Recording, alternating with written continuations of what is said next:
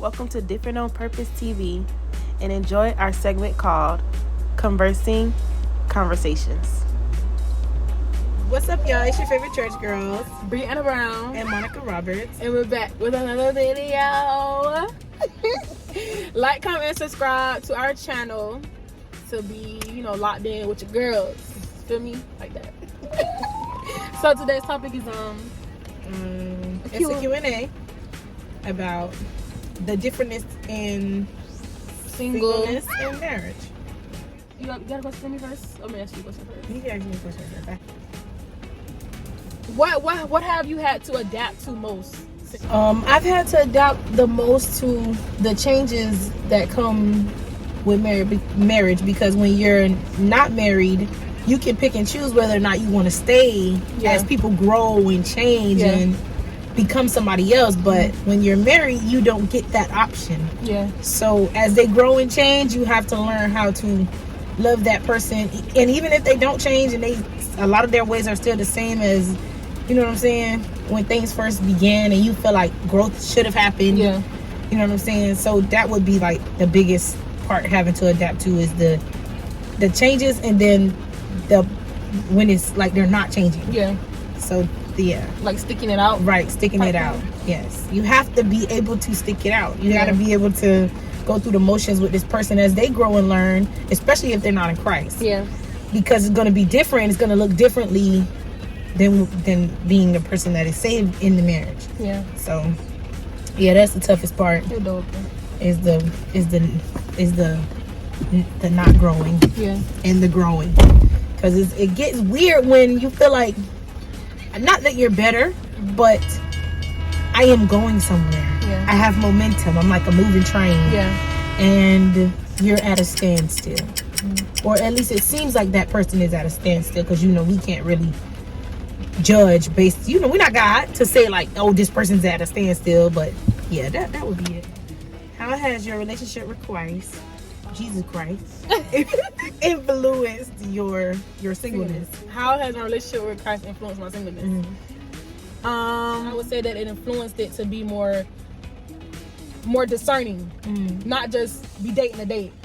I desire to be courted a certain way according to what God has purpose and plan for me. It influenced my choices of guys and the decisions I make while dating somebody or getting to know whatever. Yeah. So you think that a real church, you believe that your man is already gonna be a man of God, or he's gonna have to become a man of God? I'm asking that because it's like, I look in the church and I see that it's slim. Yeah. It is slim. It is though. Nothing in the church. What can you got us already? I think that it could be either or. Yeah. I think that he would have some type of, like, within himself, he would already feel like I believe, and that's something that I would do and want to do. And I clearly see, like, for myself, like, it does matter because of the capacity in which I'm in it for myself. Right. So he don't have to be in it deep like I am right now. But he has to be willing to grow with me in the area. Because I remember when I first started dating Keith, he said out his mouth, I ain't never going to church. Yeah. And he goes. He doesn't go all the time, but I don't have to fight. And you want to know what's one thing that he told me? He was like, I would prefer you make me go. Yeah. Like, make me go. Even when I'm saying no, like, make me go so that I can do it. I'd be needing to push. Yeah. And I told my grandma that. My grandma was like, well, make him go. Yeah. And I'm like, okay, when I badger you, don't say nothing. Yeah. When I say get up, it's time. Like, we run out of time. We got to get to church. Don't say nothing to me because that's what you asked me for. Yeah. But I will do what you said. Yeah. I will badger you. Yeah. Don't run. At least Run he's away. open. Right. And that's mainly what I'm saying. Like, Right. at least be open to it. Let the love for me make you yearn for God more. Right. Like, because you see how passionate she is about it, man, let me see what's up with this God, this big God that she's talking about all the time. Because that's who this woman is that I love so much. And it's like she's so amazing and special to me. Let me see what that's about. Yeah. Like, let me try it out. Let me see what makes her feel like that. Yeah. So, yeah. Let me see what I got. How is it with you guys dating, even though you're married? Like, cause you single. Not even when you single. When you getting to know somebody, you're still single. When you get to know somebody and y'all like, it's like we dating, like we want to make plans, want to go like do stuff all the time. How has it transition from when y'all was really actually single and dating to now y'all married and would still be dating each other, like, you know, like that? Well, for where we are right now, it's kind of non-existent. But I don't know. That is a wonderful question, because that is one thing that you need to separate yourself from mom and dad. Because a lot of times we are in mom and dad mode. All the time. We're always in mom and dad mode. Even when we're talking to each other unknowingly, we're talking about the kids. Yeah. We don't talk about, and it sucks. Yeah. But how I'm starting to see it is, it's just one of the cycles that marriage goes through. Yeah. It is gonna come back around. It is gonna have to. It's gonna have to. If I'm, stand on that thing, it's gonna have to come back around, and the fun is gonna have to come back. Yeah. But for where we are right now, it is non-existent. We have the kids, and we're also trying to build and go somewhere that we don't take the time out to do those things, because we have somewhere that we're trying to go. Yeah. You get what I'm saying? It's like we trying to make things level out. But I guess, I don't know if I'm making sense. No, it does. But it's a really, really rough cycle. That's why I be telling people, like, you don't want to get married, don't have kids, because it's not always fun. It's not. Yeah. It's not. But would you mean more so like take your time getting married? Or would you say take your time with the other stuff, like the kids and like bringing everything else in on top of your relationship? I don't know, because you might want to crap this. I'm not pro-marriage. I'm not pro-marriage. I'm not. I love my marriage. I love what I have, but at this point in my life, I'm not pro-marriage. You might want to crop that out. Don't let nobody know that. Only because, especially in your 20s, your 20s is not for that. Your 20s is for you. And once you give your 20s, once you give yourself away into something so big, you're gonna lose it. You're gonna lose it. You're gonna lose yourself. Well, that's why it's important to have God as well, because it will kind of give you the balance of me and him and me and family. You know what I'm saying? You're gonna need something to make that distinction in your life, because if you don't, it's gonna be, your life is gonna be consumed with his life. His life is gonna be consumed with yours. And I don't think that it's smart to do that in your 20s. Yeah. I don't think it's smart to do that in your 20s. You need to have built something within yourself first. So would you say maybe that's more so what it is versus not being pro-marriage? What? Like, because you got, how old were you when you got married? 20. Like, that was like, hey, you was just 10. I was just 15 years old. But because would you more so like, you would suggest more so establishing yourselves as individuals, and whatever, career, financial, spiritual, establishing all that before you lock in with another person forever. Yes. And then love is beautiful, but love is not just marriage. It's not. Love is a financial contract, an emotional contract. It's a contract between the two of y'all, and it's business. Yeah. It's not just love. And you have to you have to, it's so important to get you together first, because then once you get married, you're gonna have kids, and it's just, you're gonna have this, your priorities are gonna change, right? And you're gonna have to when you say like children, not unwillingly, but it's like, hey, bro, like I was still want to do and be like this, and I was like, now I gotta pay for daycare, and like you can't maneuver both at the same time. Right. So it's that means that So that means that now you have a job that you hate. You can barely go to school. Working at a preschool. Yeah. Working at a preschool. You have a job that you hate, that you gotta go to. You can't really miss those days like that. You gotta make sure. Yeah, I really know how you feel about having and coming into more. What? The pro-marriage? I mean, I'm pro-marriage at a young age. Right. I'm welcome. Say that. I want to talk to whoever want to talk about it, though. Get at me. We can have a conversation, because it's not what you think. You think you're going to be traveling and... No, your life is going to change drastically. Yeah. I don't want to go against what God said, because marriage is beautiful. It's what he desires for us to have somebody. So you might want to crop me out there. What do you think is the most important part? So what do you think is the most important thing to learn in your singleness before you get married? The most important thing to learn in my singleness before I get married. I can say a few things, I guess. One would be like actually learn what the word says concerning a union. Like really learn and there are scriptures which I have read about what you should be as a wife. You feel me? And then also, both what you should be as a wife and what you should be as a husband. More things that I never really necessarily even really heard said. Like I had to really read it for myself and break it down and like, oh, like God do say this. Like it's not just about like people say, oh, you want a man that's gonna provide, protect, like the scripture goes into how you should be handled, even in times of disagreement. Like it says how to love each other. It really tells you that, and I think that's a big suggestion that I give for singles to look into that for yourself. And I would say that to allow yourself to be made whole. Right. I want to be stable in my thinking without him. Right. Because I want him to be able to look at me and say, hey, baby, take care of this. While I'm going or while I'm here. Like, I know that you can do that without me and not.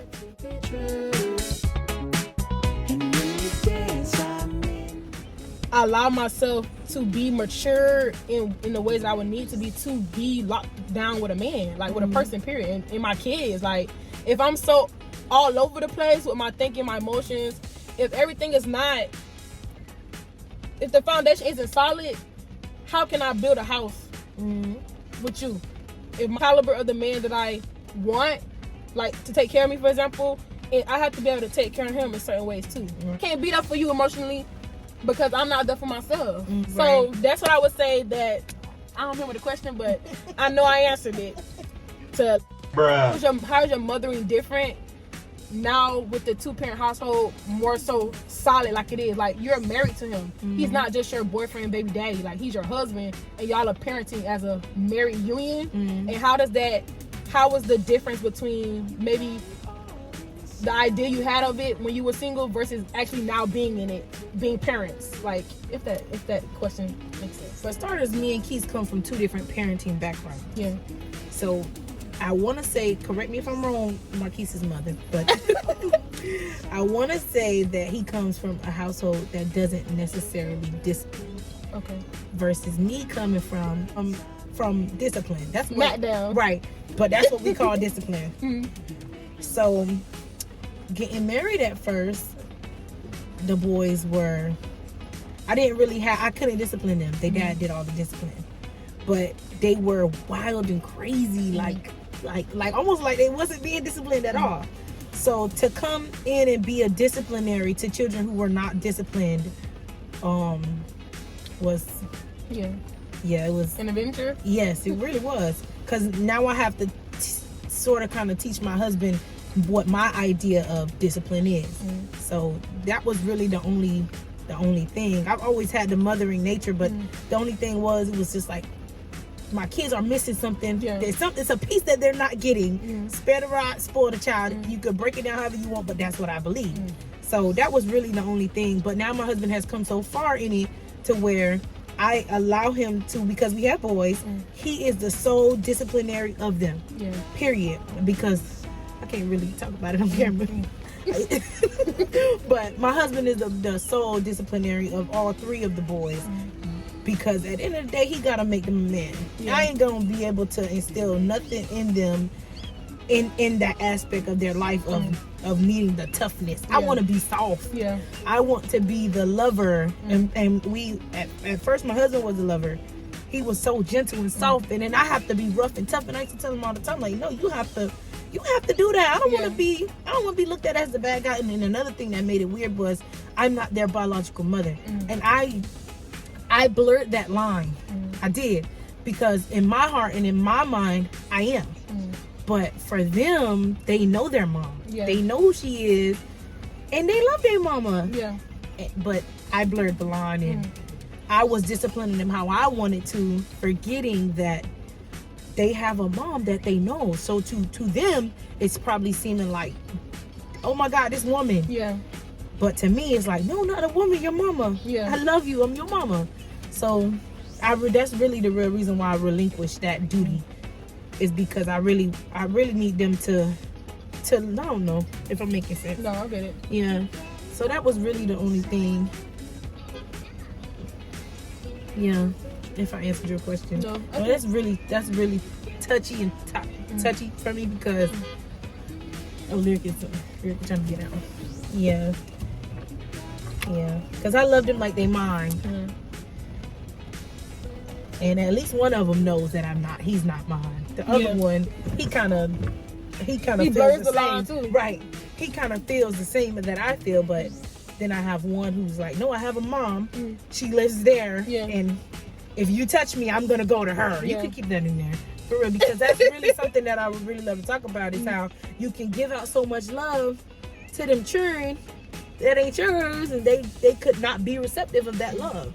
Whether they had it in their life or not, it's just if they don't want to accept it, they won't. Yeah. And that's a hard pill to swallow when you genuinely love them. They are mine, but they don't see it like that sometimes. That's what he does. But how do you think your singleness is affecting your daughter? Oh no, because I think that I feel like right now, the space that we're in, you guys don't know my daughter, she knows her. I feel like it's kind of, I don't want to say negatively, but I know that she doesn't like it. She would prefer a 2-parent household. And y'all can see her on the back with her feet up. Don't worry about that. I know that she would prefer that.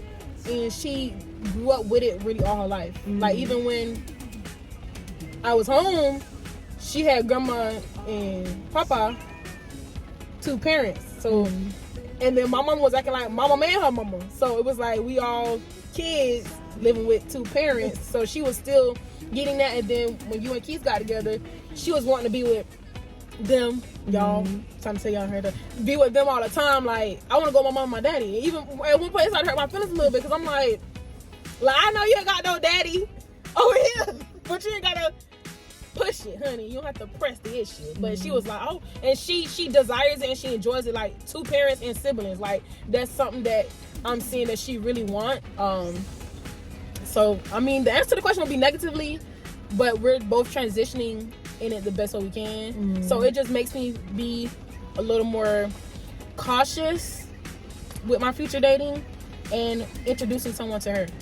Like, I'm not gonna let you, like, just because that's not what happened with my previous situation either, but I really want, like, I might wait until we're, like, engaged to let them be in her life. So, like, in like, where we're, like, doing family things. Like, no, I don't want to, we're not a family. We're not. You're not her biological already.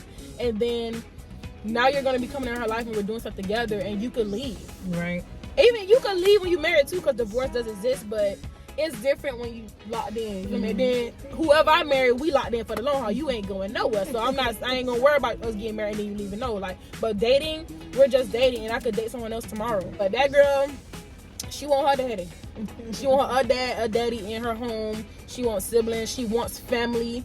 And I think it's beautiful, but it is a tough thing to be dealing with right now. And some days she don't take it easy on me. That girl be like, where my daddy at? When you get married, I want a brother, I want a sister. And I'm just like, baby girl, I don't know. You're making me say I don't know when I'm getting married. I want a husband too. Do you think that having a single friend versus married friends has any effect on your relationship? Whether it be negative or positive in any ways, like having that. Well, here's the truth. No, because it's not a negative or positive effect that it has on me, because I don't take advice. Yeah. I do not take advice. I really don't. I really try to make sure that every decision that I make concerning my marriage, how I talk to my husband, how I deal with my husband, it comes solely from me. Yeah. We can talk about it. You can say whatever you gotta say, but generally I don't take advice. Yeah. So it doesn't have an effect on me to have a married single. I know, being that I am married, you would think that I wouldn't have a single friend. You would think that because single people do single things and married people do married things, but it has no effect on me. There's not one person that I've ever talked to besides my grandmother, and all she ever said was pray. Yeah. My grandma ain't never told me nothing else, but pray. And then she would tell me not how she got through it, but what prayer has done for her. Yeah. Not in her marriage, but what it has done for her within herself, and how prayer has groomed her. You know what I'm saying? In her decision making and the way that she does with her husband. So that's the only advice I've ever taken, was the prayer. I don't take advice. It doesn't affect me at all. It doesn't. But it does affect my husband. Right. He just really feels as if. Okay, go ahead. He just really feels that I shouldn't have no friends. he should be my only friend. Yeah. Him and them kids. That's not real. So yeah, he's the only one that's affected by the friends part, period. Yeah. So, but would you say, like, could you say your grandmother said about how the prayer, like, did for herself? What would, like, so would the prayer, like, help build your tolerance to deal with things, or make you gentler or something? No. I know what prayer does, but as far as, like, but what she's saying that prayer did for her is it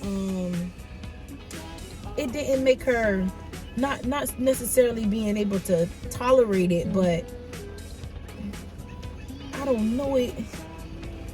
I don't know what she was saying did for her. I don't know. It groomed her. That's what she says. Stuff like, I don't know. We gotta ask them. Was that a good question? Did it make sense that I'm asking? What did you ask me?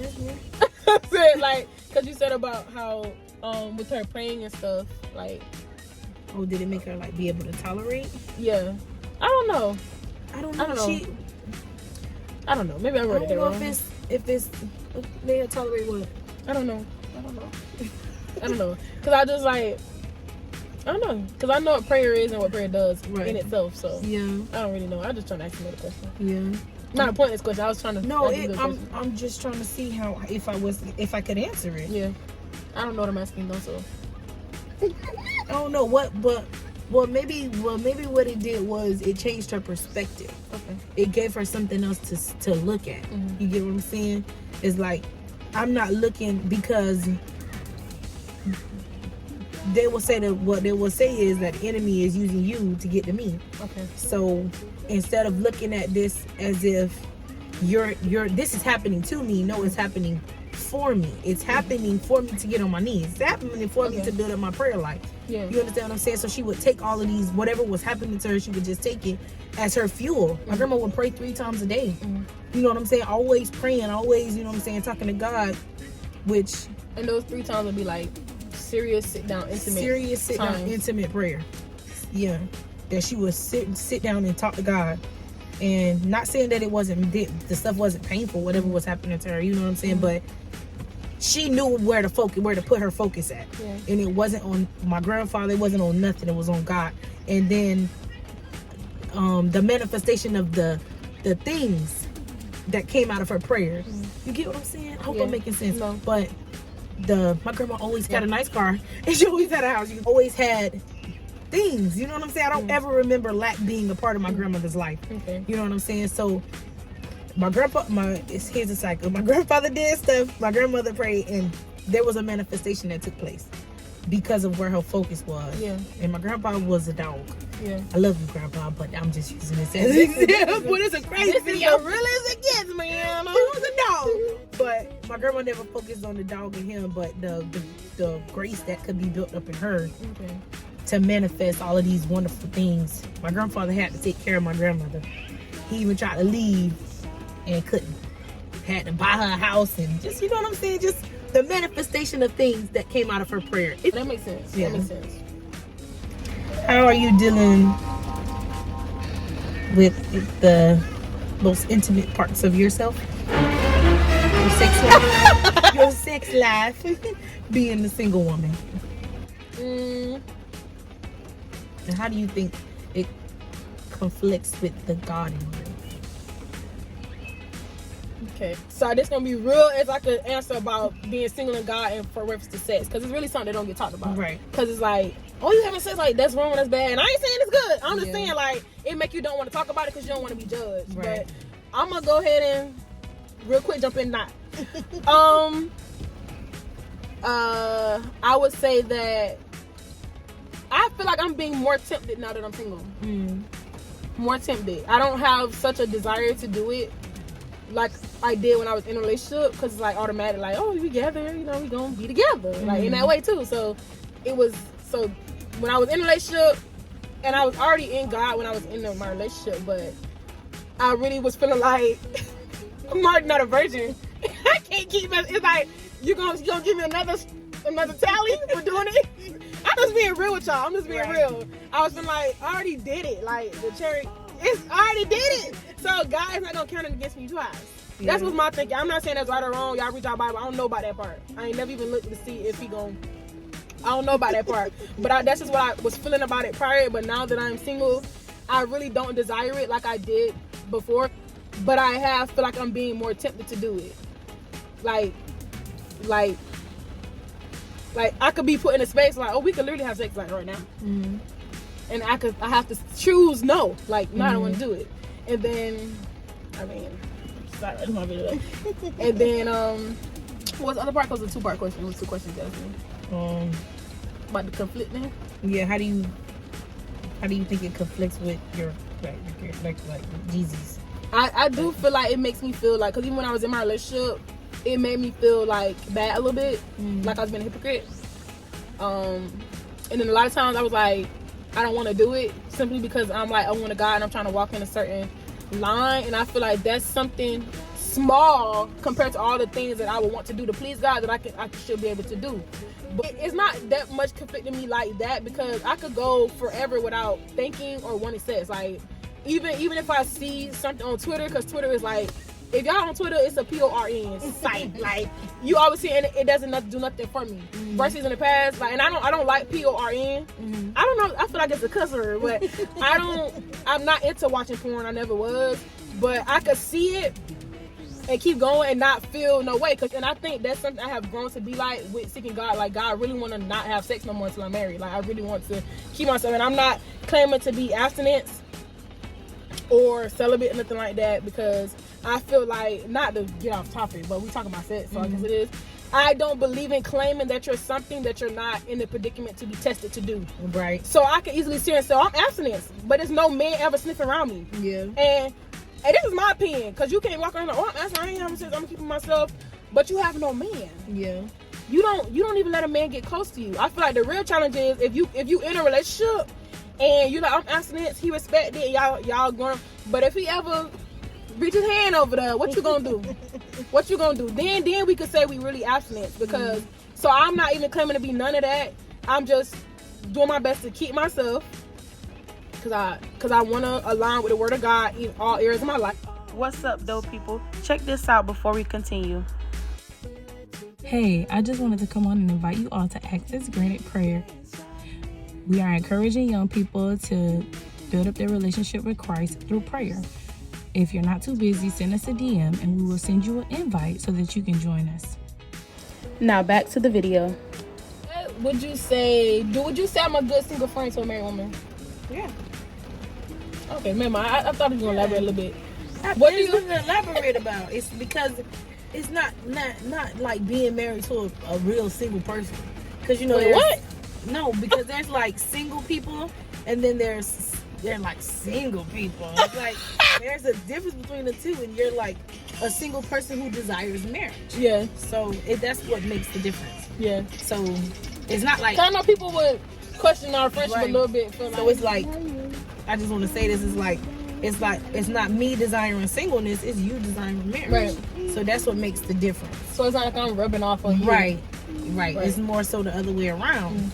You come and I tell you things, and you're like listening to the pros and cons of being married, and you're like saying like, okay, so I'm gonna make sure that I don't do that because my friend who's in a marriage says she that's something that she did and she didn't like it when she did it. Yeah. So something like that as an example. So that's what makes the difference. Yeah. How do you deal with healing in your marriage? Because let's say, like, versus like being single, especially if you don't live together, if he hurts me or offends me, anything that's like a negative, makes me feel something negative other than, oh, happy, love you, kiss, kiss, kiss, I could go home and not talk to him. But you can't. Right. You can go home, but he gonna be right everywhere you turn. You have to see him and deal with him still. But you got to talk about the kids. You got to still. You can't say like, "Oh, I'm mad." Well, you could be upset with each other and not necessarily talk. And especially if you got bigger kids, you can say, "Oh, go tell your daddy I said." Like, I know you could do it like that, but you can't run away from it though. Right. You can't go running high from y'all issues. Y'all got to still come at home together. How has it changed versus when you guys were first married? How many years has it been? 4? Yeah. January makes 4. Okay, so the first year versus now the 4th year, how has it changed when you dealing with being upset with each other and disagreements, like versus now and then? You want to hear about the first year for real? So being two firecrackers, me and my husband, things just get violent fast. Yeah. Things get violent real fast. But what I don't know what exactly caused the change. Maybe it had to be God. It had to, because it was just like one day we just didn't do that anymore. And then a lot of times we would sit down and talk about how we didn't want to be together if that's what we was gonna be doing to each other. Right, It's okay. like if we gonna be hitting each other and arguing and taking everything to that extent, I don't want to be with you. You need to not be apart. And the thinking about the not being apart part is what really sparked us to not do that anymore. Yeah. And I used to stop him from walking away when we're arguing, but it's like now I recognize him needing that moment to bring himself down. Let him get that moment to bring himself down, and y'all revisit. Yeah, that's fine. That works. So, I mean, y'all gotta really want to be together. Yeah.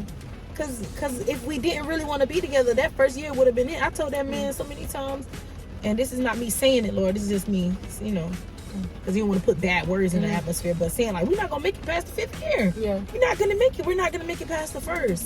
But really taking a second and reflecting on how much you love somebody can really do a really impact. And I'm so happy that my husband loves me that much to stop and think about his actions, because men are different than women. We're a lot more emotional, and he could decide that he don't want to, be with me or take it serious, but he decided that no, this is where I want to be, and I'm gonna change for that woman. Yeah. So that is the difference. Yeah, it really made my eyes get worried, because he really did. He's really like a almost like a cookie. Yeah. And I could push whatever I want into him, and you know what I'm saying, like a cookie cutter. Not in a bad way. It's just he loves me enough to become what I need. Yeah. And that's beautiful. So, yeah. That's nice. Yeah. Do you believe that there's a man out there that's made for you?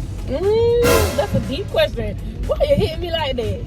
Yeah. I don't know. I hope there is. I know that God won't leave me hanging like that, because he knows what I desire. He knows what I want. So he has to be molding a man for me. Somewhere, even if it's man that I would love for it to be, he has to be molding somebody for me. But do you think it's possible for you to overlook that man because of the idea of the man that you have in your mind? I don't really have an idea though. But it is because you're preparing yourself. You carry yourself a certain way. You deal with men a certain way. You think I'm mean? No. But sometimes we have so much knowledge. You know what I'm saying? To where it's coming out the wrong way. Yeah. So to speak. So do you think that you could possibly overlook him because of what you know? A woman of God, what a man of God look like next to the woman of God that you are?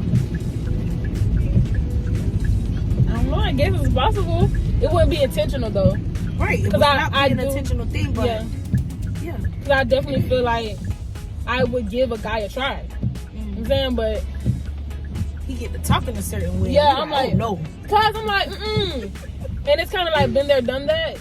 And I gave this type of guy, a guy that talks like you, I gave him a try, and it went this way for me. Like, and I don't feel like I have met anyone that I don't know, cause the only thing that I feel like I never had is a guy that was really open to it though. Open to what? Marriage? God. Oh God. Yeah, and I feel like I keep doing is like dimming it down for the guy. Yeah. Like, I'm serious about God, but not like that. I don't want you to think that I couldn't be the girl to be with you. I was like, I would dim that down to give the guy a try, and then I end up with the one with the short end of the stick. You would dim it down within yourself, or dim it down as in like a requirement for him? Both. Like, I want to play it cool, not scare you. I mean, like, I'm so super Jesus-y and I don't know if I have a good time. Yeah. And then also, I would say, like, no, because if you're not into it now, you might be later. Hello? We're in the car. What you guys? I'm pulling up, Ninja. I'm calling because I'm... Oh, Madison. You're where?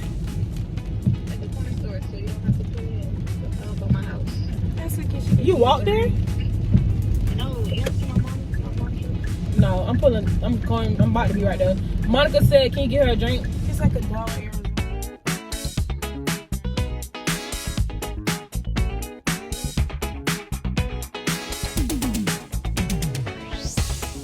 And not that I had so many bad experiences with guys, because I've dated some nice guys, but that was not something they were interested in. Like, people like want to be praying and stuff, and like, oh, you sing? I'll come to hear you sing.